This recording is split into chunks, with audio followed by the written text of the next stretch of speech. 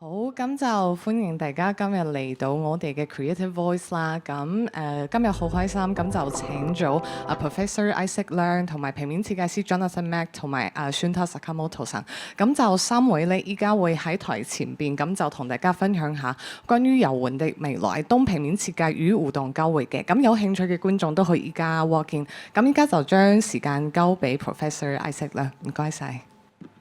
好，咁啊，多謝 PMQ 嘅邀請啦。咁我哋今日呢個題目就好有趣嘅，我哋探討緊除咗係即係平時我哋睇緊 graphic design 嘅一啲好自主性啦，即係 designer 去直接去設計啲嘢之外咧，今日我哋探討嘅問題咧就係觀眾嘅 movement 啦、data 啦，或者去製造一啲 platform 啊、system 出嚟，點樣影響緊 design 嘅 outcome。咁我哋好高興今日請到Jonathan 啦，同埋坂本先生啦，同我哋分享下佢哋嘅創作啦。然之後我哋之後咧會有一啲 Q&A 嘅 session 咧，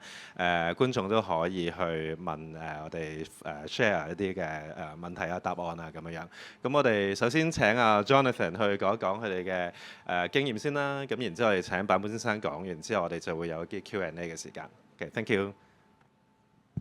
喂 hello。Hello，thank you Isaac。咁我係阿 John 啦。今日嗰個成個主題就係講 play 講玩。咁所以我當初其實我係一位平面設計師啊。咁當初其實都係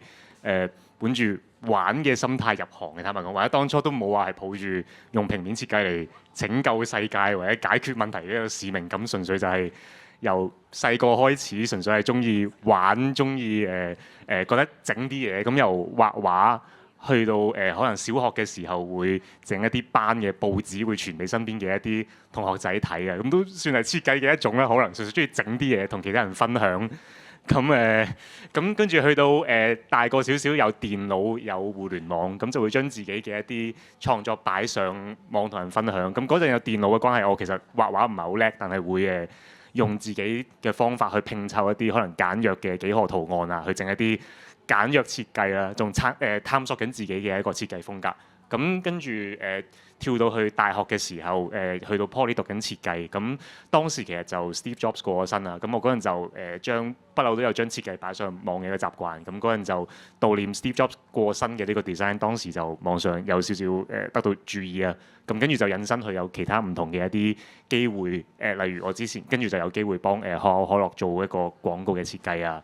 去到其實而家我畢咗業10幾年咁。但係其實回望翻過往，其實就算我而家嘅一啲可能機會或者識嘅一啲人都係追溯翻當年嘅嗰件事先會有。咁其實當初所有呢啲嘢嘅發生嘅原因，都係出於當初中意玩設計做創作嘅嗰個心啊。咁所以其實去到而家都希望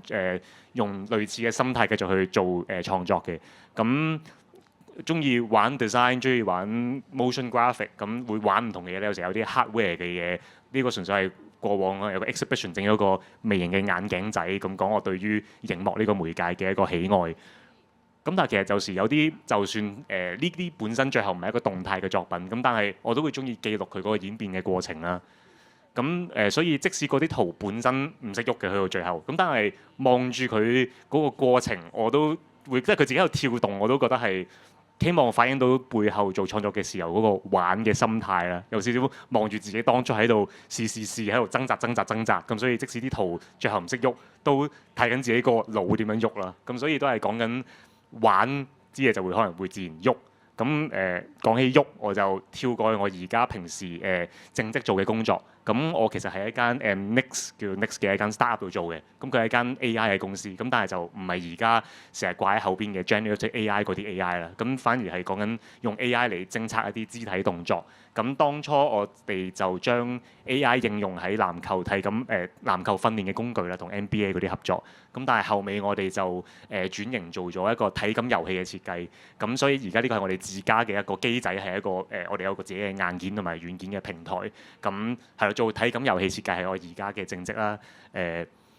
所以係純粹 show 少少我平時做嘅嘢，咁都係講緊遊玩同埋肢體嘅啲動作。咁主打係合家歡市場咁樣啦。咁做咗呢1-2年，咁啱啱過完美國 Black Friday 咧就好彩，啱啱賣咗50萬部。根據某一啲數據，賣得好過 PS5，冚唔贏 Switch 2，唔知點解咁好賣啦。咁呢排係發展得幾好嘅，咁所以純粹賣下廣告啫。請緊人，所以有興趣加入嘅 designer 可以同我傾下偈。呢部機叫做 Next Playground 啦，咁Playground 咁玩樂。咁我之前中意可能無聊講下笑，就係講除咗設計呢個虛擬嘅 playground 之外，咁我都有設計過一個實體嘅 playground 啦。呢個就係喺香港荃灣二波坊嘅一個 playground。咁個遊樂場嘅設計係我同一班建築師同埋產品設計師一齊合作去整啦。咁呢個係另外一種嘅 play， 另外一種嘅肢體動作嘅一啲設計啦。而同呢個 project 入面，其中有一位partner 係K Chan 啦，陳韻琪，佢哋都係過往同 Detour 有 involve 過嘅一位設計師。咁我同阿 K 有另外一個合作，之前就係做一個音樂表演場地。咁啱嗰個 theme 又係同呢個學校操場嘅空間嘅概念，咁就用呢啲操場嘅 design 整咗一啲可能樂器演出嘅一啲設計啦。咁呢啲就係講緊音樂啊、聲音，咁而講緊呢個範疇嘅嘢，我就無聊提下我自己個人有個公餘嘅興趣，就係中意將啲英文歌嘅歌詞翻嚟做廣東話啦。咁所以我自己都中意玩少少音樂嘅嘢。咁有一首可能香港人比較會聽過啦，有啲人可能會就係呢個懷舊版嘅蜘蛛俠嘅主題曲，我譯咗佢做呢個粵語殘片嘅版本，我擺咗上 YouTube， 大家無聊可以 search 下啦。咁但係所以講起玩，咁我就係平時中意玩視覺啊、動態同埋聲音係3個我中意嘅範疇啦。咁所以呢3樣嘢就帶到去我呢1-2年做得比較多嘅 project 就係 sound type。咁因為 sound type 咧就係將呢3個元素結合埋一齊嘅一個 project。咁我停一停，播一播條片，等大家睇下係咩嚟先啊！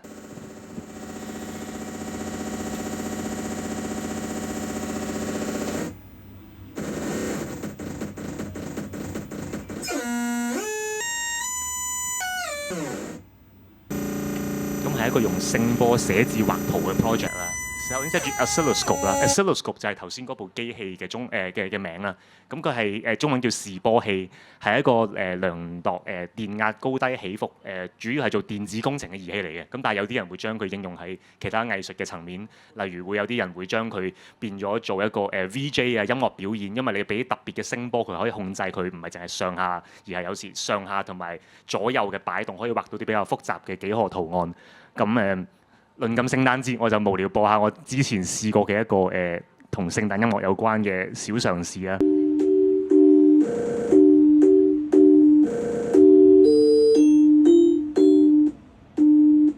咁純粹係一個 Jingle Bells 嘅旋律，但係你見到佢係畫緊一個聖誕樹同埋聖誕樹環嘅一個圖案。咁但係始終我係平面設計師啊，我就少啲真係純粹做呢個音樂嘅應用。咁我主要係將呢個媒介 apply 喺平面設計同埋字體上嘅一啲嘗試啦。咁過往一啲作品嘅，咁我中意擺落文字度係因為其實望住嗰個聲音同埋嗰個光線嘅走動，其實好似一隻無形嘅手一筆一筆咁畫個字出嚟，咁我個感覺係幾有趣啊！咁同埋因為其實設計本身其實好多時都係講緊將一啲無形嘅概念俾翻個形狀佢，都同 Detour 今年嘅主題有少少關係啦。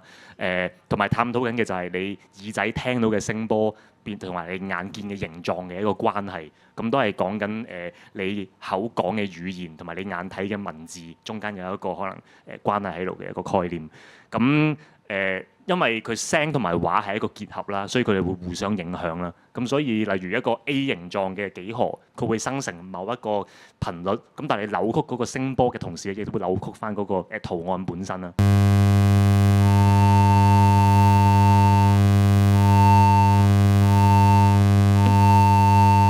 個聲係比較刺耳嘅，做完一排個頭會痛啦，會耳鳴啦。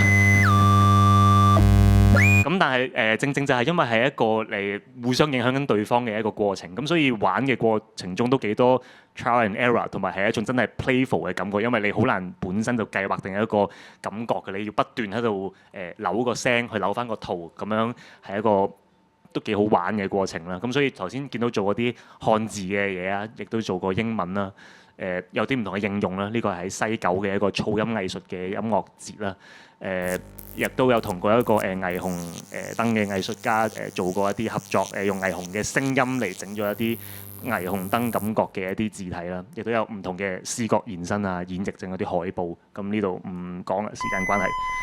亦都好彩之前即係一個比較偏門小眾嘅媒介，又有機會頭先嗰個係同LV 嘅一個合作，係 based on 佢一個手袋嘅設計，咁就延伸咗頭先嘅一個art piece 咁樣。咁但係你發現頭先嗰度嘅大部分都係一個被動嘅作品嚟，都係我坐喺度睇嘅啫。咁但係其實佢係聲音咁。你作為一個觀眾，可能你都有參與或者互動嘅一個可能性啦。咁聲音啊嘛，咁你除咗聽之外，你都可以發聲啦。咁所以另外一個之前諗緊嘅嘢，其實就係播唔播到咧？咦？點解播唔到咧？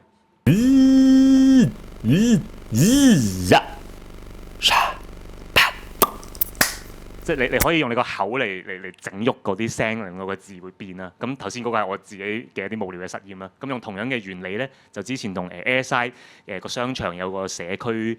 字體為題嘅展覽，就做咗一啲 work 啦。咁呢個就係講緊同九龍城嘅一啲街坊啊、小朋友咧，就喺收集咗一啲佢哋嘅聲音同埋小朋友一啲文字，咁結合咗做一個作品啦。呢個係一個 video wall 啦。咁異口同聲呢個名都係嚟自 workshop 一個小朋友俾我嘅個名啊，咁全部都係充滿住佢哋嘅一啲聲同埋字啦。咁雖然啲小朋友好努力咁拍個牆上面嗰啲字，好似 interactive 咁，呢個 work 就唔 interactive 嘅，純粹係我攞咗佢哋啲 work 係整咗一個 work。咁但係我覺得大家望住呢啲嘢都自然好似會想同佢互動啦。咁呢個咧就翻去同Sakamoto さんDetoro 嘅一個 work 其實都有啲類似嘅，因為就真係講緊令到呢件事真係有互動嘅一個機器。咁因為其實我自己整嘅過程咧，其實都有好多掣嘅扭動啊，有好多互動。咁點樣將呢一個咁樣嘅體驗design 到係一個俾其他人都可以試到嘅一個嘗試咧？咁一陣間可能Sakamotoさん會有佢用 synthesizer 嘅一個比喻啦。咁我呢邊咧。嗰個扭嘅感覺咧，我就俾咗個比喻係一個收音機咁樣啦。呢啲係當初自己無聊喺度 draft 嘅一啲嘢，就係你喺度指啲炸嗱咁樣，好似 tune 緊個收音機落揾緊個台咁樣啦，係咪？雖然今時今日比較少人聽收音機，咁但係呢啲我當初自己一啲嘗試睇下點樣包裝呢件事啊。咁我叫呢件事做 sound type radio 啦。當初純粹係揾啲唔同嘅方法去包裝呢個比喻，令到件事 playful 少少同埋易理解。因為其實背後嗰個原理有啲抽象啦，老實講。咁behind the scenes 啊。我唔係我驚佢刮花。同兩個 design partner Eva 同埋 Brian 咁試緊啲硬件上點樣整呢件事出嚟嘅。同埋咁啱啊 Brian 同埋 Eva 其實喺 PMQ 隔離都有一個佢哋有份參與嘅同兒童做設計有關嘅，所以周圍都係識嘅人。咁MIDI controller， 總之唔同要 figure 啲 electronics 嘅點樣令到件事 work 啦，唔同嘅 design 試過啦，最後就用咗一個疑似收音機、疑似機械人仔，好似有塊面咁樣扭嘅一件事。咁我最後個製成品就係咁樣。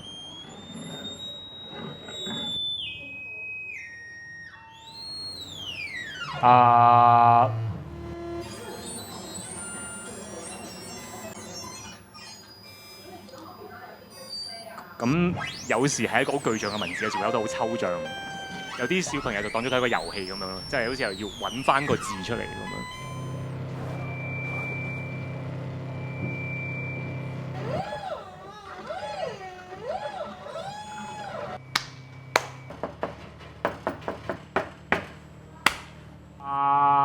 哈哈，噓，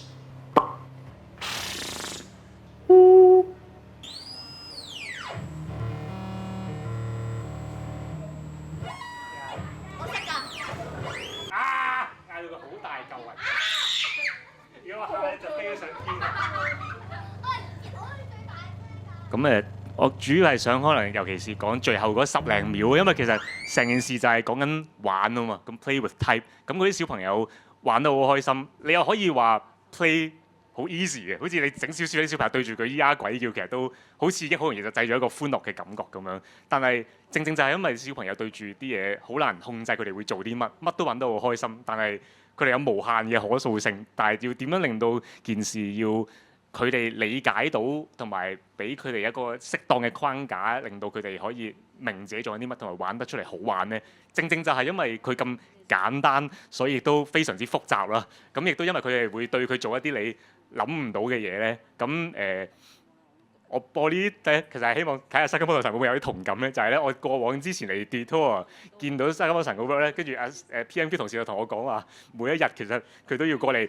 維修佢部機啦，因為大家對啲機會好粗魯啊，整身數碼嘅都會壞啦。我嗰陣都係每日都要去整啦，換啲零件都唔知換咗幾多時間同埋使咗幾多錢啦。咁我純粹就係講緊玩又好簡單又好複雜，亦都係非常之 messy 啦。因為啲嘢就係你永遠控制唔到，啲嘢就會拉到扭晒一齊爛晒。咁但係所以我諗呢個就係佢好玩嘅地方啦。始終你就係你控制唔到嘅地方，咁所以你要點樣去遊走於有一個空間俾佢哋玩之餘，但係又要設計到係一個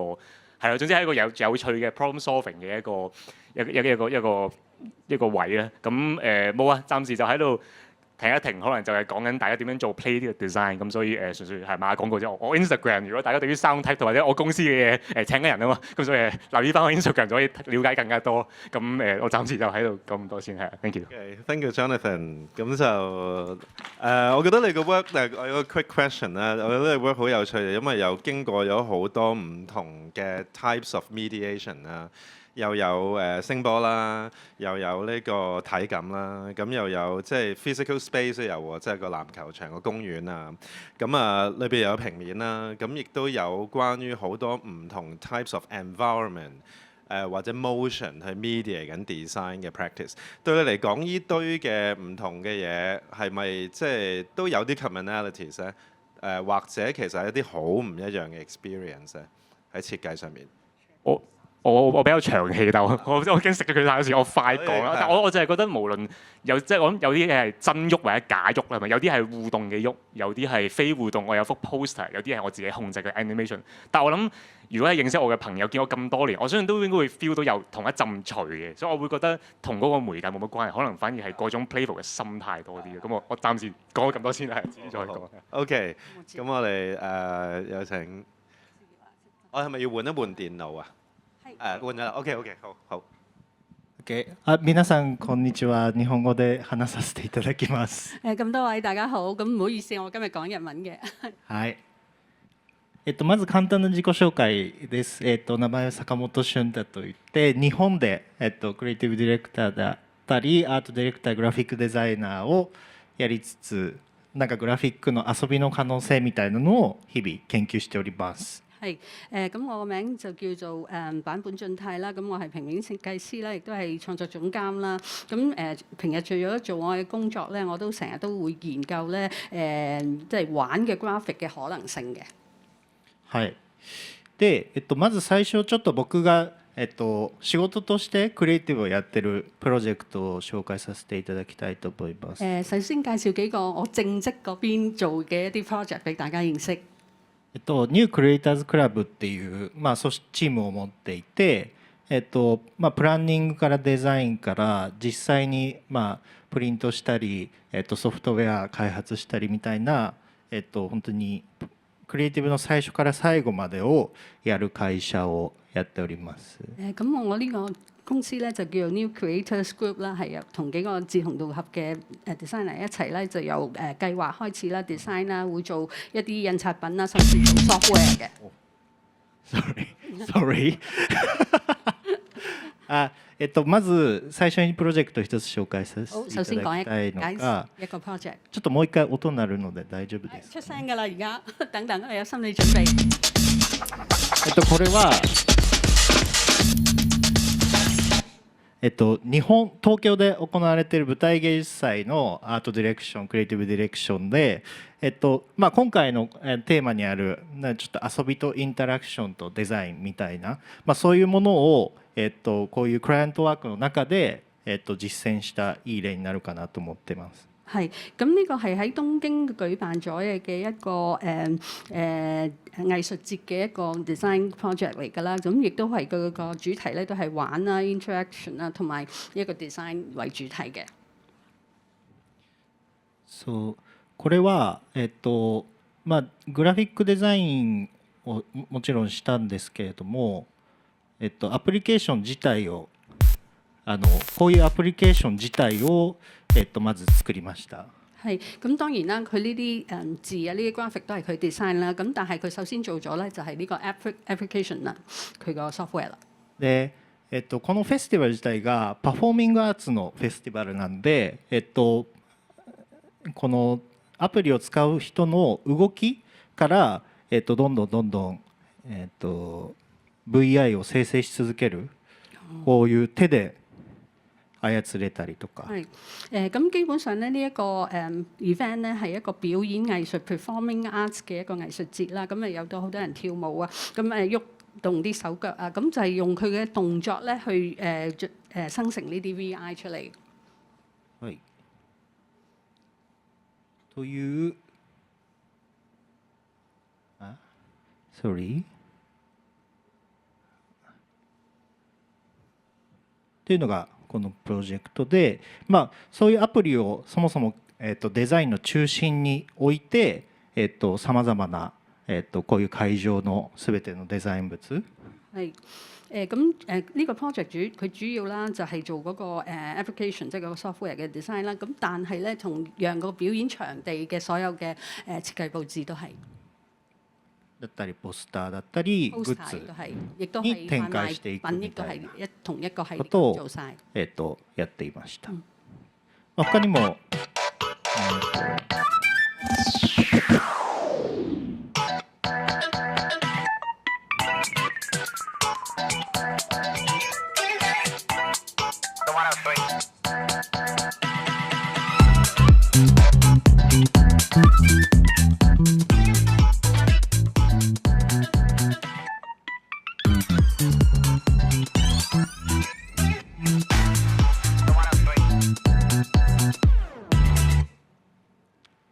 こういう、基本的には動的なもの、これもウェブサイトの中で、カメラを使ったインタラクションを仕込んだりとか、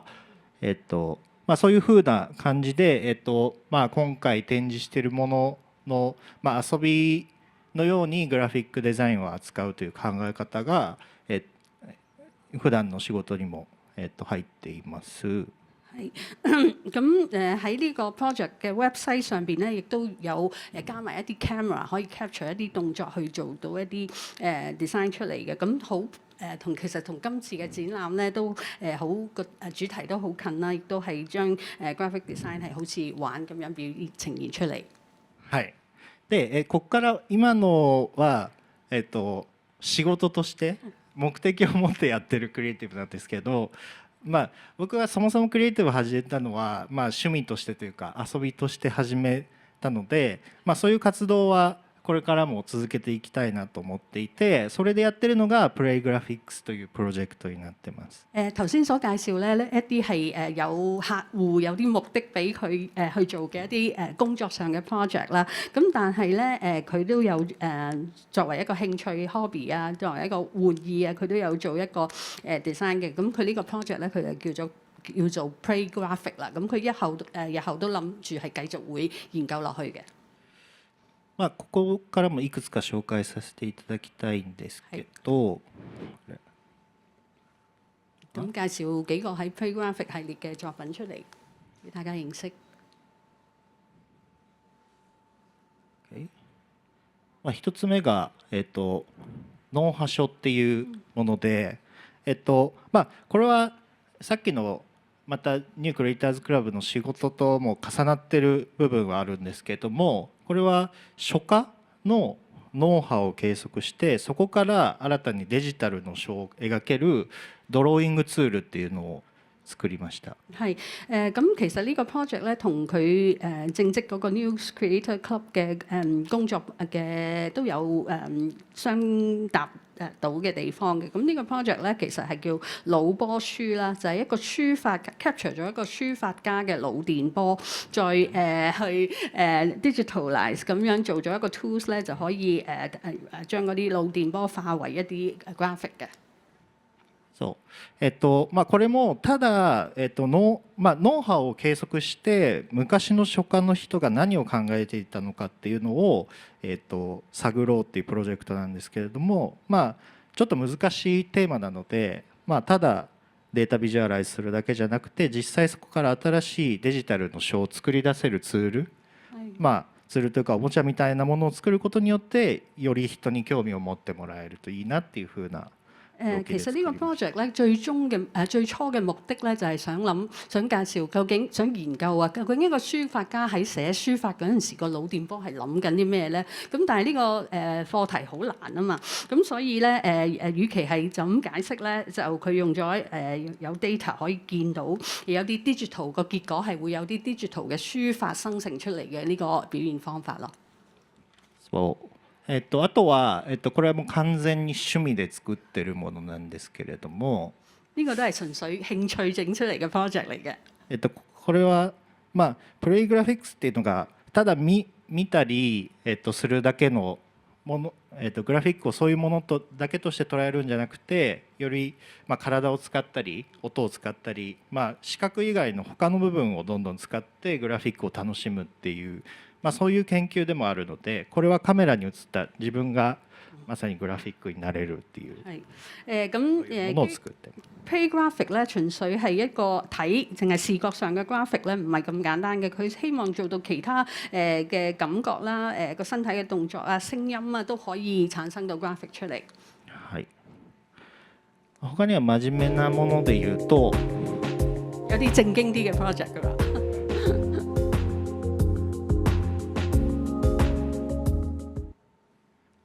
これは、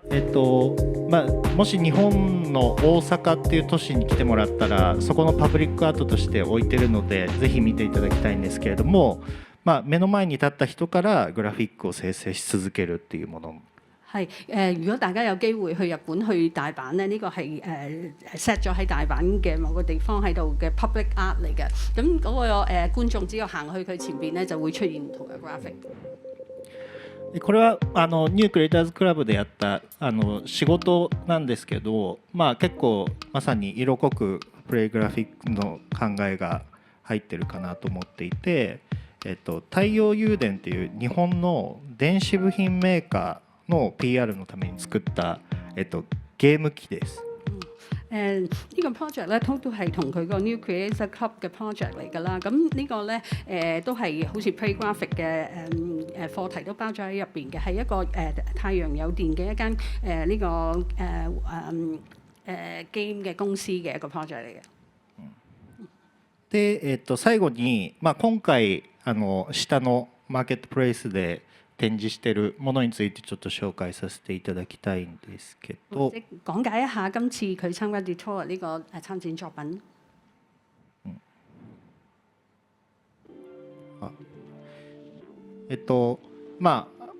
遊びというか、そのおもちゃの一つとして、グラフィックの楽器作りみたいなこともやっていて、これは去年か一昨年ぐらいに作った第1弾目なんですけれども、こういうふうに、グラフィック自体を演奏できる楽器っていうものを作っていて、今回それの、続きとして、下で展示して、この後パフォーマンスもするのでぜひ見に来てください。呢個咧係前年或者係舊年嗰陣時做嘅第一版嚟嘅，都係 Play Graphic 嘅原意係可以演奏到 graphic 出嚟嘅一件樂器嚟嘅。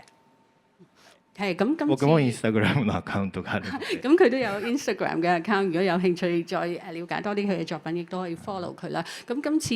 呢個展示 Detour 嘅展示作品咧，就係呢一個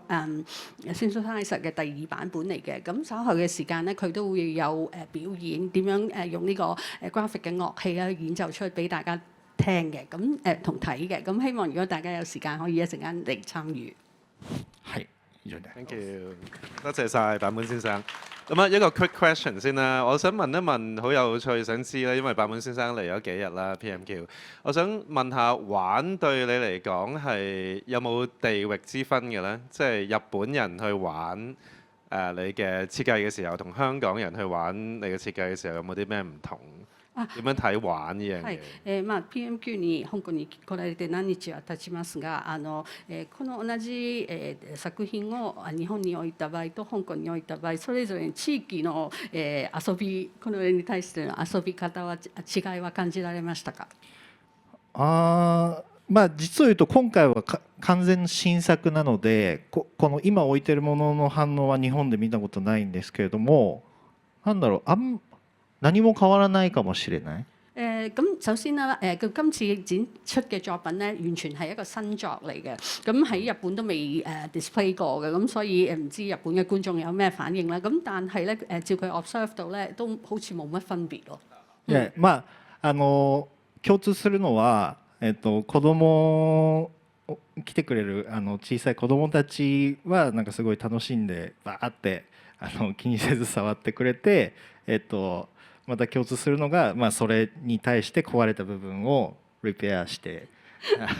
っていう。有啲共通點嘅，譬如有啲小朋友啦，就會好大膽、好勇敢咁去玩呢件樂器啦。咁亦都係造成好多唔同嘅壞咗啊，需要修理嘅地方，日日都會去做補救咯。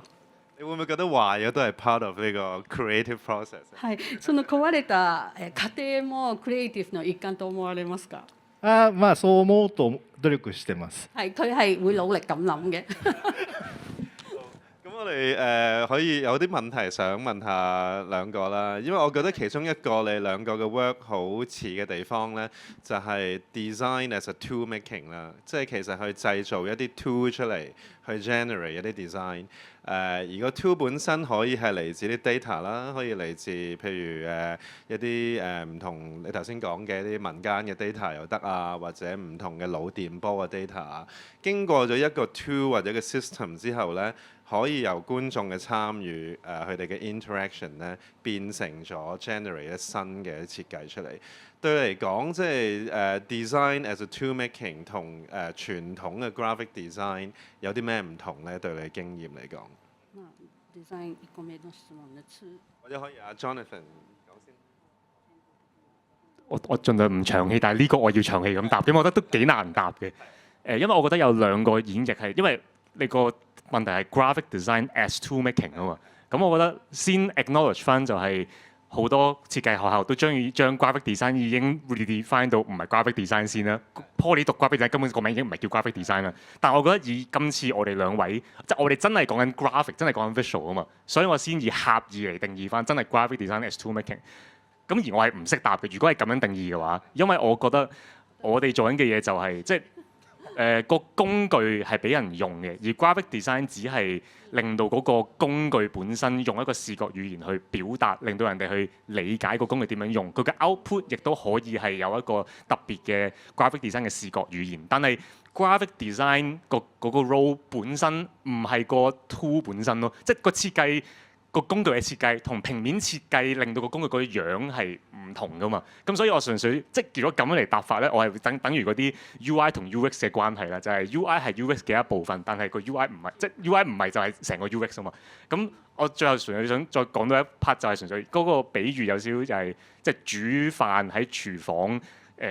呢個食材啦、廚具啦、食譜啦、廚師啦。當你講 graphic design as tool making， 我要逼自己諗，究竟你嘅意思係我哋由一個廚師變成咗諗過設計廚具嗰個人，發明食譜嗰個人，定係我係教另外一個廚師去煮嘢食嗰個導師咧？我唔知啊，即係我只係想講，一係咧就將，但係咧我又可以講成，當每一個人嘅分工同埋個崗位已經唔同嘅時候咧，就好似根本就冇乜意思去比較呢各個唔同崗位做嘅嘢。但係咧佢嘅目標係一致嘅喎，就係想整一餐好食嘅飯咯。咁所以我唔識答嘅原因就係一係咧就將嗰個定義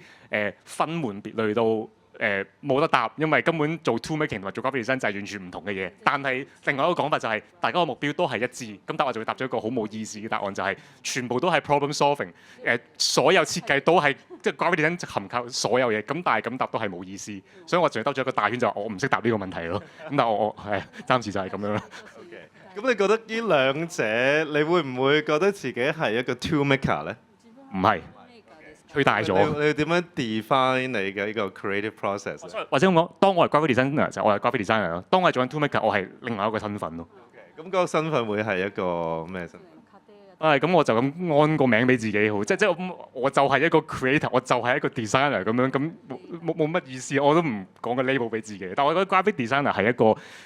自卑嘅人嚟嘅，尤其是因為 AI 就好耐要俾啲 label 去加強自己嗰個價值，好似好多外加嘅，令到人哋明白我哋自己做緊啲乜咯。咁我都唔知應唔應該參與呢個討論。我係聽聽范文先生。そうですね。僕はツールはあくまでも最終的に作りたいグラフィックの途中だったり作りたい現象の途中にあるものだから、グラフィックを作る時って最終的に何かにプリントアウトしたり完成させると思うんですけれども、ツールを作る時は基本的には完成させない、でどこまでを完成させてどこまでを完成させないかのこの線引きが、一番難しいところかなって普段思います。咁其實覺得製造一啲工具咧，純粹係做 graphic design 嘅一個途中喺個途中嗰度嘅啫。因為做 graphic design 你會一定有啲完成品，無論係 print out 啊或者係咩嘅 format 都係一樣。咁但係個 tools 咧本身咧就可以係完成品，亦都係非完成品都可以。究竟你點樣劃線去製造呢個 tools 咧，係佢平時要考慮嘅嘢。そうだからいつも作る時、やっぱり、どんな仕事でも、こういう遊びでグラフィック作ってる時も最初は手探りで作っていって、そこからこっちの方向かもっていうふうにやっていくんですけれども、その動くものを作る時ってやっぱり定まってない部分を用意しなきゃいけないけど、定まってない部分が多すぎるともう何もしつけされてない動物のように暴れ回ってしまう。だから、どこまでしつけするか、しつけしすぎちゃうと逆にすごい固まった静的なグラフィックになってしまうので、たまにちょっと固めすぎちゃったなと思って、やっぱこれくらいもうどんどん変わってっちゃっていいやみたいな立ち戻る時も、そういうものを作るプロセスではあります。無論喺工作啦定埋玩咧，佢做 design 嗰陣時咧，都係透過一個摸索嘅過程嘅。咁因為呢啲尤其係動畫咧會識喐嘅嘢咧，有好多時咧就係控制唔到噶嘛。咁但係如果你控制得太多咧，就會好似太死板啦個 design。咁但係完全控制唔到咧，佢打咗個比喻咧，就好似一個不受控制嘅動物咁樣。咁就會不受控制啦。咁所以咧佢係不斷要去摸索，有時可能會翻轉頭咯喺個設計嘅過程中。我覺得follow up 一個問題咧，其實都同依家我哋點思考 design 好有關係。因為譬如我哋講緊 AI technologies 啦，裏邊都係嚟自一大堆 data 啦，有 generative 啦。咁而我覺得有趣嘅地方係你兩個其實係中間差唔多係我哋越嚟越一個 designer 或者 artist 咧係越嚟越 mediated by 啲 corporation 裏邊已經 pre-made 咗或者一個特定嘅 data set 去 generate 某一類型嘅嘢。咁而你兩個咧其實 almost 係 unpack 緊一啲black box 啦，或者係佢自己 starting from scratch 去製造啲 tool 去 generate 呢啲嘢出嚟。對你嚟講，即係對我嚟講，即係我覺得中間 create 呢個 tool 嘅過程咧，其實係一個好重要嘅 artistic input 咯。無論出到嚟嗰個 graphic 係點樣嘅 outcome 係點都好咧，而你中間 deliberately 去製造緊，去無論 analog 啦，或者用 digital 啦，或者唔同嘅 data 啦，去變成咗一個嘅 interactive mode 俾觀眾去 engage 咧。呢個過程其實係一個對我嚟講係一個好重要嘅 process， 而in itself 就係一個 artistic making嘅 process， 亦都係同我哋依家面對所講話 AI 或者有好多 technologies， 其實係越嚟越自主性或者 authorship 嘅 engagement 咧係越嚟越低，咁係有一個好大嘅 contrast。所以我好想再 go back to 即係 follow up 嘅問題，就係中間你對於設計呢個 tool 或者設計呢個 system，或者一個 interactive mode 嘅時候，對你嚟講係點樣去生產，點樣去構思，或者同最後尾個結果有冇一個必然嘅關係，抑或中間設計嘅過程已經係對你嚟講係一個好重要嘅 process。我首先 clarify 下我個 case 咧，嗰個例如 for sound type 嗰個 case，嗰個工具本身就唔係我發明嘅，本身係有一個工具喺度，但我覺得都答到你嗰個問題嘅，因為無論嗰件事係 AI 都好定係 sound type 都好，我覺得即係 sound type 背後嗰個機就叫 oscilloscope 啦。oscilloscope art 係一個媒介 ，AI 只係一個工具，但係嗰個工具嘅存在感，至少而家嘅發展仍然有少少妹仔大過主人婆，或者係一個好存在感好強嘅工具嘅，就係好似啲用親 AI 咧 ，AI 嘅工具咧就要驚死人唔知啊！這是 AI art 看我吧，或者我用得你有嗰陣除，無論係好定唔好都好啦。咁我係即係一係就學你話齋，本身嗰個 process 本身你要好大聲咁承認翻或者擁抱翻，就係我用佢係因為想講緊某一啲嘢，咁就有用嘅理由。一係就呢件事已經大眾化、平庸到或者隱形到冇人再 care 你用咩工具。正如你用油畫嘅方法嚟畫一幅畫，冇人話你俾油畫嘅技術牽住鼻子走嘅，即係冇人嫌你個油畫太油畫噶嘛。咁我唔知啊，而家個發展仲係喺一個階段，就係我都知道，如果我咩 project 都用 sound type 嚟做，我就等於只係長期錯緊呢一個工具，俾我一個好 specific 嘅 style，俾佢牽住鼻子走。如果做得唔好嘅話，咁 AI 都係同樣咁冇，仲有好多嘢想講，但係我暫時停一停先咯。阿文先生，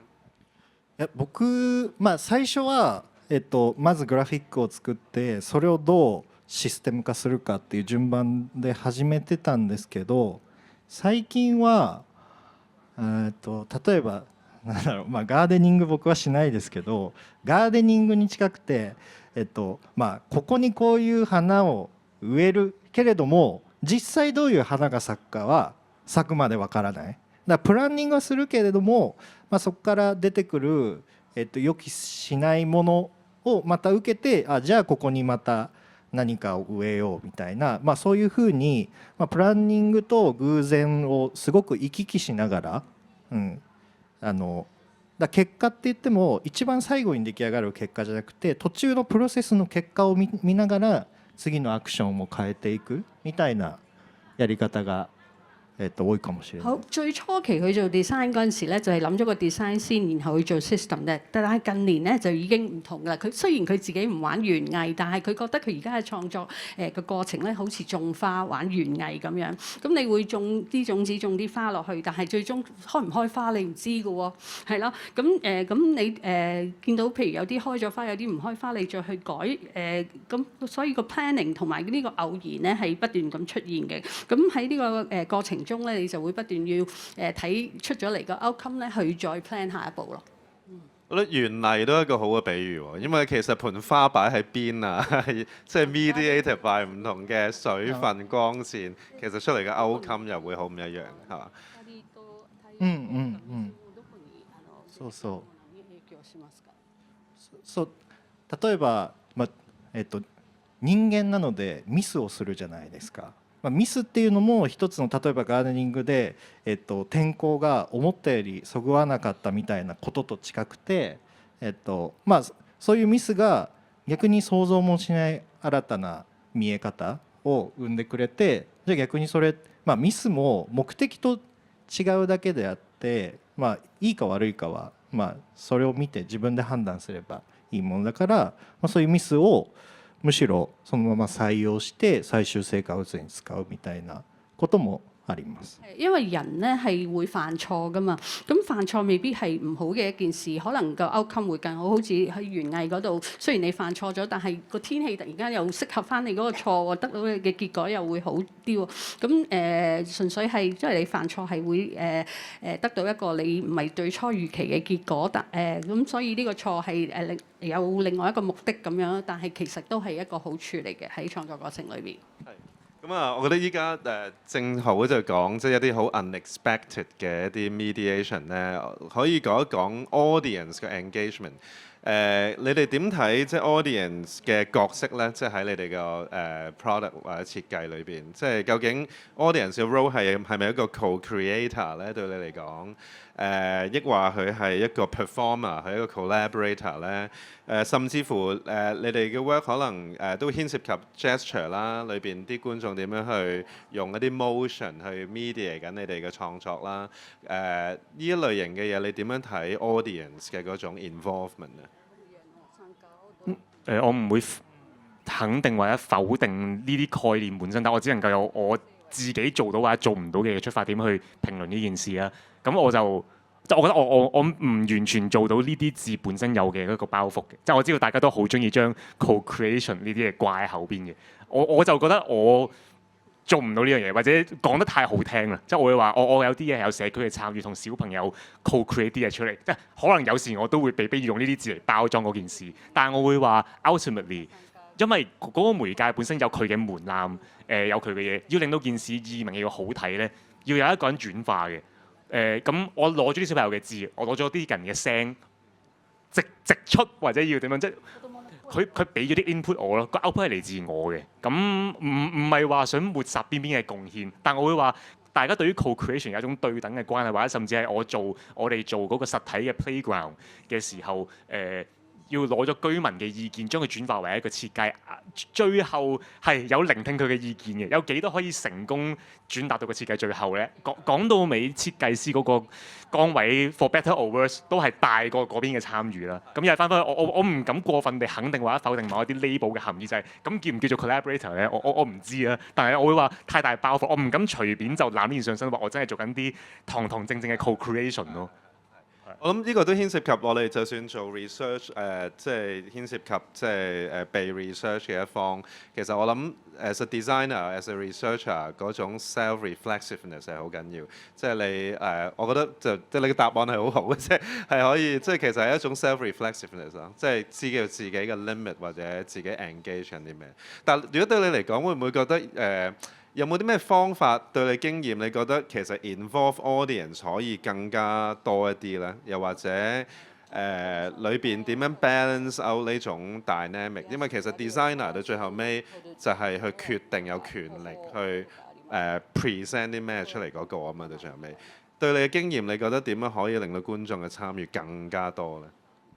呢個就係已經有個假設喺度啊嘛，就係想唔想質疑呢個假設就係俾觀眾有更加多嘅參與咧？你都講咗最後把關個，但係即係唔好聽講就係咁有班專業嘅人喺度 gatekeep 件事，結果嗰啲人即係究竟你應唔應該踩隻腳埋嚟搞我嘅設計咧？即係設計唔係民主嘅，我覺得。即係講到尾就係你要無論你叫嗰個做 curate 定係咩嘅文字都好，係啊，有時就係個設計師話咗有幾個選擇，你哋揀咧，但係其實全部身體都過咗我自己個關嘅啦嘛。咁呢個意思係我想唔想寬鬆啲呢個門檻，有一個更加有意義嘅參與啊？我未有呢個功力去參與到更加多嘅 involvement，但係都做到啲好嘅嘢咯。咁所以我仲消化緊呢個課題。阿板本先生。你想唔想佢答翻第一條啊定第二條？觀眾嘅參與係啊，其實我喺 in general 係啦，點睇？尤其是你 work 好多時出嚟都好 unexpected， 觀眾又整壞部機啊，或者。そう僕は、参加してもらうってことはあんまり正直重要視していないそもそも。基本上即係觀眾參唔參與咧，佢唔係咁重視嘅。そうそう。まあ仕事においては、参加してもらうことが必要だったらもちろんそれに向けて作ることはあるんですけど、例えば今回作ってるモジュラーグラフィックシンセサイザーは、参加してほしいというよりも僕が僕自身に対して作ってるおもちゃで、それ置いてるから勝手に使ってねっていう感じだけど、なんだろうな、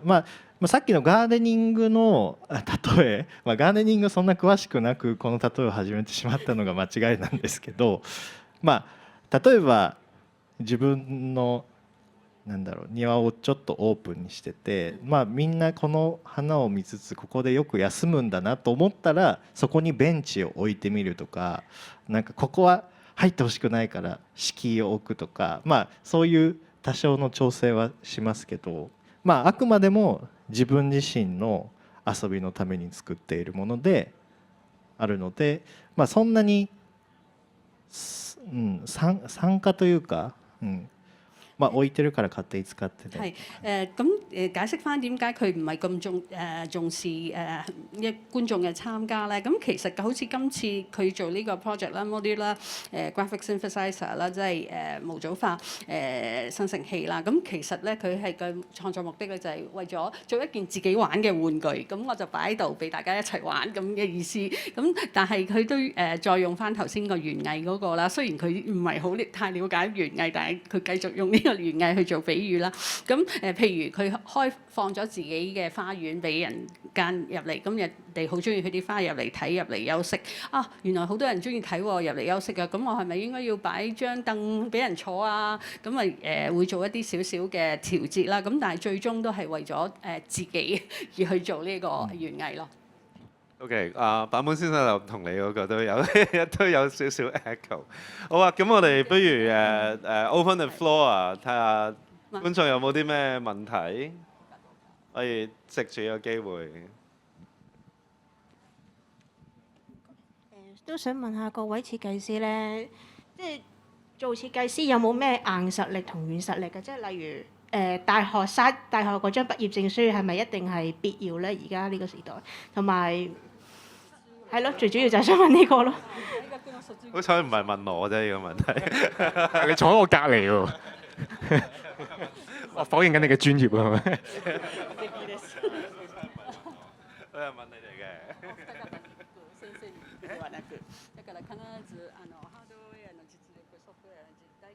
個官方答案好悶嘅啫，咪就係你讀咗書都可以好廢，你唔讀書都可以好勁。咁我答咗啲咩咧？Suppose 就係有 AI 咪越嚟越可以自學啦，我應該要咁答噶嘛，但我唔中意咁樣答喎。我唔讀書都係靠自己，係咁嘗試答啲唔知。まあそうですね。もちろん大學に入ると、刺激になる友達ができるぐらいで、実際のところは全て獨學です。其實佢都可以分享少少佢自己嘅經驗啦。入到大學咧，係佢得益咧，就係識到一班可以俾一啲 stimulation 佢嘅同學。咁淨係咁多啫。咁之後就係自己學㗎啦，自學㗎啦。我都係補答下啦，即係其實我覺得都好同意嘅，即係我覺得其實大學喺21世紀都係一個 experience 咯。即係到最後尾可能個 cert 都對某程度上個 career 緊要啊，或者緊要到最後尾都唔係最大嘅問題，而係你點樣有一啲嘅 inspiration。因為其實我諗好似白文先生講，即係到最後尾條路一路落去嘅經驗會好長，即係唔係淨係喺讀完書就已經停咗落嚟嚇。咁所以我諗對我嚟講，我嘅答案都係大學係好緊要嘅，係啦咁。好啊。好多謝你兩位嘉賓分享啦，真係好精彩其實啲嘢。咁但係我好想問下咧，其實你兩個點去理解咩叫 playful 呢樣嘢？第二樣嘢就係咧，文字點解你要揀文字透過去表達你個媒介，透過嗰樣嘢背後係啲咩嘢咧？點樣可以透過呢個字去表達你想表達嘅嘢咧？咁樣樣。你講 painful 啊？呢個好有趣喎，係 pain 係啊。因為我哋講 play，唔係 painful 啦，係搞笑嘅，雖然幾好笑。我覺得如果問 painful 都幾有趣，因為大家都玩啲 play 嘅嘢。The opposite 就係 pain 啊嘛，係嘛？不如都講下 pain 啦陣間。點睇 play 咧 ？playfulness 咧？但係咪又變咗係講藝術嗰啲你作者嘅 intention 同埋觀眾點理解咧？我可以好口輕輕咁樣講話，我自己抱住一個玩樂嘅心態就做啲嘢，我自己玩得開心咪得咯。但係我覺得有啲人的確係會口講就係話我點，我有呢個心態㗎。但係你作為觀眾，你 get 唔 get 到咧？我可以好玩咁做咗啲好嚴肅嘅嘢，或者我聲稱我係好跳脫，但係做完啲嘢我係好渣嘅，我完全 communicate到我想捕捉嗰樣嘢。咁但係我唔知道就係講緊嗰件事嘅 playfulness 係講緊創作個心境，但係最後嗰個結果人哋認唔認同你個 playful 啊？但我相信我諗呢個即係如果唔想咁拆解件事或者兜咗個大圈唔知自己講緊啲乜嘅話，呢個字嘅本意我相信應該都可以定義為係個人嘅即係真係玩就係自己㗎啦嘛，所以我諗我哋先夠膽答啲好似比較自私嘅答案，就我唔 care 觀眾我點樣。所以雖然講出好似有啲唔舒服，就係自己先知，但係應該係嘅。即係你件事最後好唔好，有冇人哋嘅肯定就另外一回事啦。但係 playful 出住自己㗎嘛，咁自己 play 咯，人哋 play 唔 play 到啊 get 唔 get 到就另外一回事啦。全く同じです。一樣嘅，同你嘅答案一樣。僕も別にそもそも何も伝えようとしていないので、何も理解できなくて当たり前だと思います。ただその瞬間触ってなんか、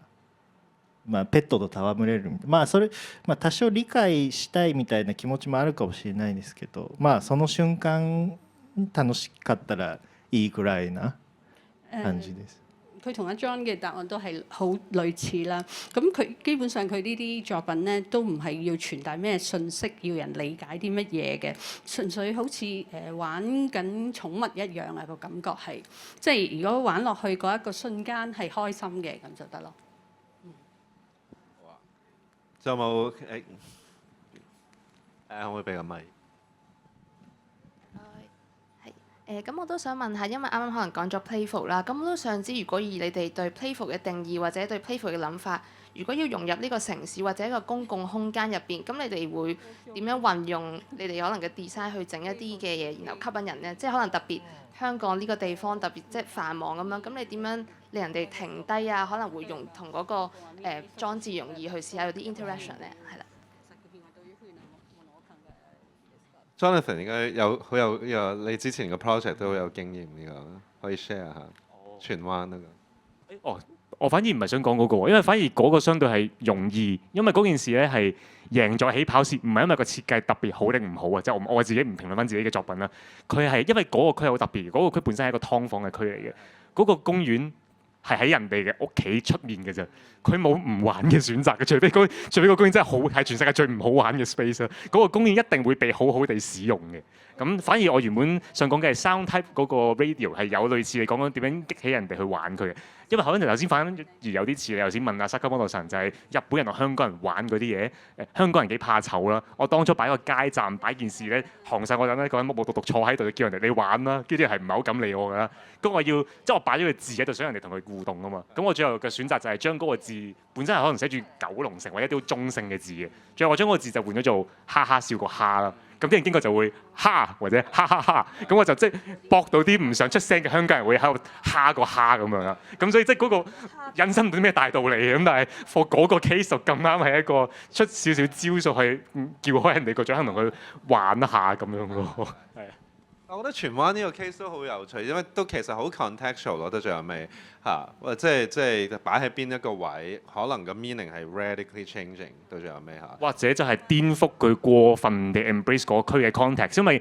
正統嘅講法就係、是，嗰度以前有咩漁村嘅背景，但係當知道隔離嘅荃灣公園已經用漁村整嗰啲可能魚嘅 pattern 或者咩都，其實嗰個係專登整咗個有少少離地嘅設計嘅，就係、是、突然間冚咗個五顏六色嘅地氈喺嗰度，嗰、那個反差咯，嗰個 case 就係、是，但係呢個 topic 難，即係真係睇個 brief 啦，我唔識點樣講話，點樣就可以好好咁 engage，究竟係融入定係顛覆咧，定係抽離咧？咁我唔敢亂答喎呢個。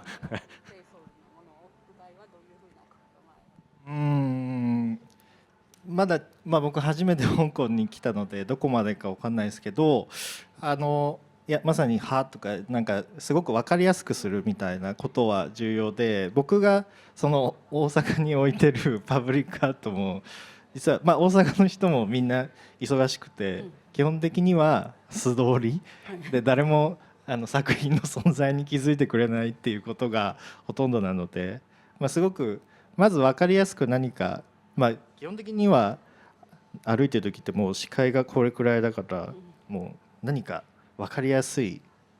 刺激を与えてあげて、はって気づかせてあげるっていうことが重要になってくるのかなって思います。好，咁坂本先生因為第一次嚟香港咧，都唔係好太了解香港嘅情況，但係有一個共通處咧，就係佢係擺喺大阪嘅一個 public art 啦。因為大阪人咧都係好忙嘅，成好多時啲人都係掂行掂過，唔知佢件 art 喺度。咁佢都有諗過究竟點樣去吸引人啦。好似頭先阿 John 所講，擺啲容易明白嘅字體啊，或者圖案啊喺度啊。因為呢一個人行過嗰陣時，個視線係呢個高度啊嘛，尤其喺呢個高度擺啲設計出或者俾啲 surprise 佢咧，咁佢就會停步去睇咯。好，咁我哋今日個 session 就差唔多時間啦。咁好多謝坂本先生同 Jonathan 啦，同埋 PMQ 嘅邀請啦。咁就多謝觀眾嚟啦。咁我哋今日係幾多點啊？4點幾樓下4點半啊。4點半係啦，可以睇到坂本先生個demonstration。咁大家可以留步喺樓下度睇。OK，thank you。